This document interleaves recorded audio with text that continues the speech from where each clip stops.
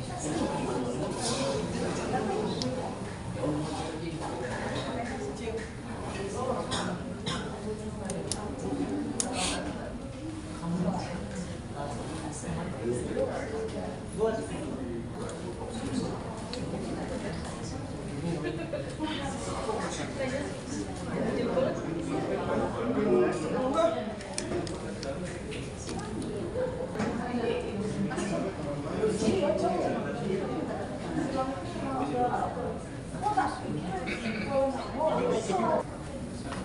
pada ngobrol. Ayo mulai. Ya mulai ya udah setengah 3. Dan selamat Hari Anti Kekerasan Terhadap Perempuan. Hari ini adalah hari ketiga kita kampanye 16 hari AKTP kalau dalam istilah global ya, Komnas Perempuan. Di mana aja, tapi yang pasti harinya baru 3 hari, tapi kampanye Hari Anti Kekerasan Terhadap Perempuan itu sudah didahului bahkan oleh kawan-kawan masyarakat sipil dan sejumlah kementerian lembaga.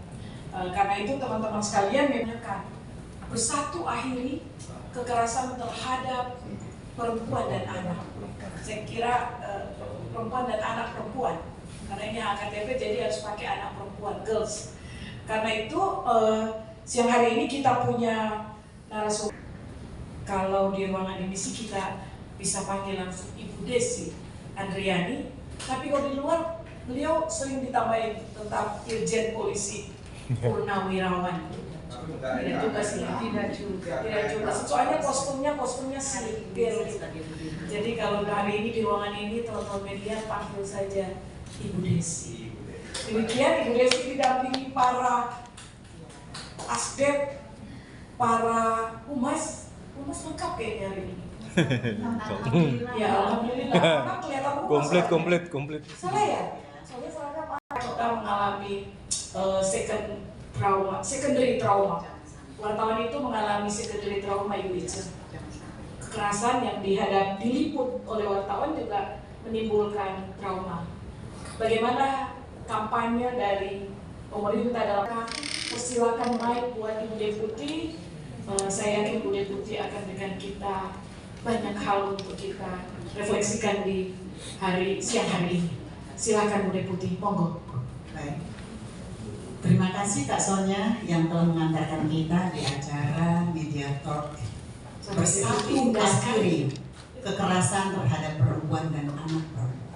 Tepuk tangan dulu buat Kak Sonia.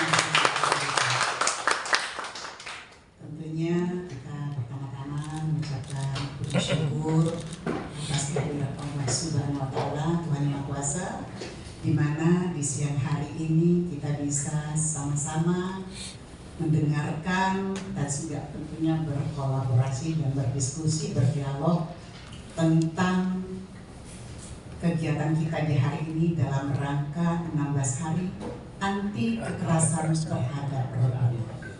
Saya selaku Deputi Bidang Perlindungan Hak Perempuan, tadi juga sudah disebutkan, tentunya di sini juga tidak sendiri ya Kak Sani.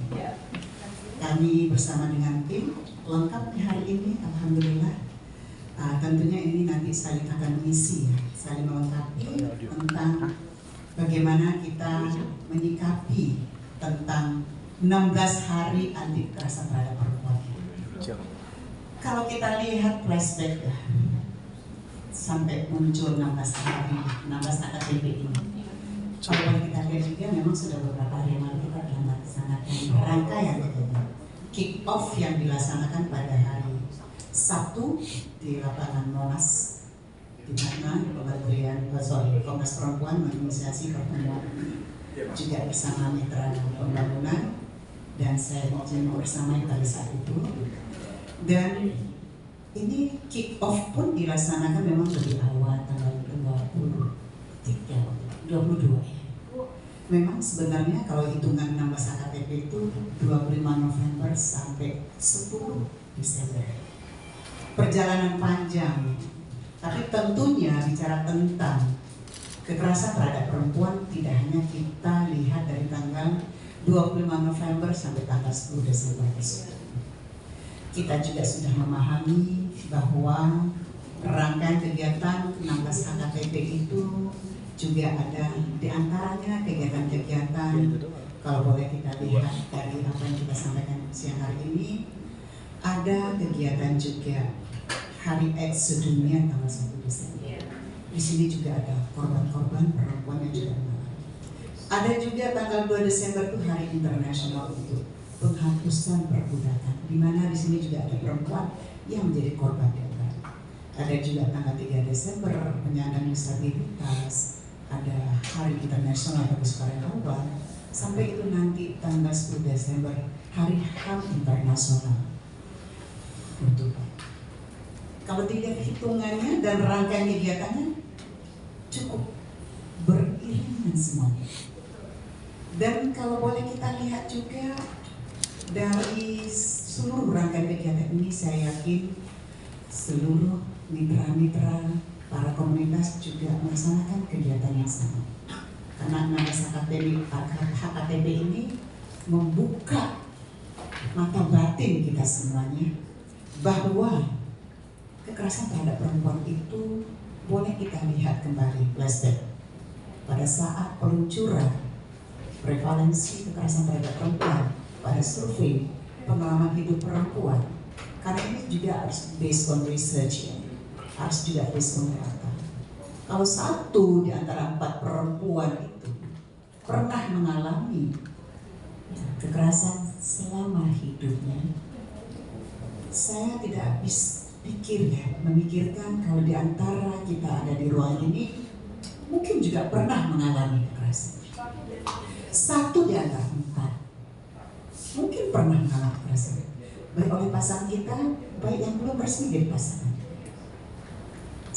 Kalaupun di antara kita di sini yang hadir di sini juga menyuarakan perlunya awareness kepada kita semuanya, harus kita ambil ini sebuah momentum, memflashback, refleksi dan proyeksi ke depan kita dalam konteks hari ini sebagai yang diberikan amanah, khususnya Kementerian PPPA, wakil pemerintah, langkah apa yang telah kita lakukan dan proyeksi ke depannya.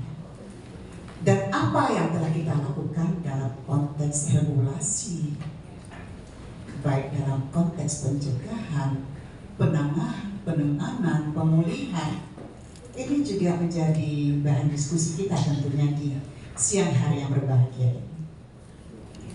Kenapa kita sangat concern bicara tentang ya perempuan?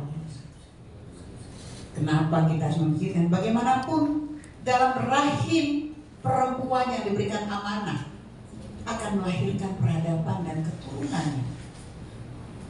Ya. Kalau dari jumlahnya juga lebih kurang 50-50 ya. Beda sedikit kalau dilihat komposisi dari jumlah penduduk yang ada, 49,4% jumlahnya. Tentunya lihat lagi dengan arah kebijakan pembangunan yang berfokus kepada peningkatan kualitas SDM, melihat lagi komitmen kita di tingkat global untuk mencapai SDGs 2030 dan Indonesia Emas 2045. 2030 itu dari 17 goals yang ditetapkan. Salah satunya adalah, tentunya goalsnya adalah no one left behind. Sekarang 2045 sudah bulan November.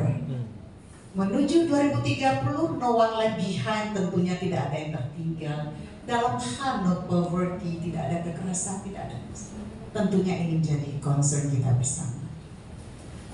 Jelas bahwa SDM yang berdaya saing itu inovatif dan kreatif serta berani untuk melakukan perubahan, mengikuti perkembangan zaman dan dinamika yang terjadi dalam setiap tahap kehidupan, menjadi bagian yang menentukan keberhasilan pembangunan. Tadi sudah kita lihat jumlahnya, persentasenya perempuan. Ya. Kalau kita lihat lagi dari data-data kekerasan yang ada, ya. Dan kita lihat lagi dari sampai saat ini, walaupun pergerakan perempuan itu sudah tanpa terasa 97 tahun nanti di tanggal 22 Desember. Tapi perempuan dan anak itu masih memiliki kerentanan di kondisi normal aja rentan. Apa saja? Masih terjadi diskriminasi, stereotip. Kemarin diskusi juga ini muncul lagi dan muncul lagi. Berarti ini fakta. Di rumah tangga ya Maritas. Di ruang publik pun terjadi.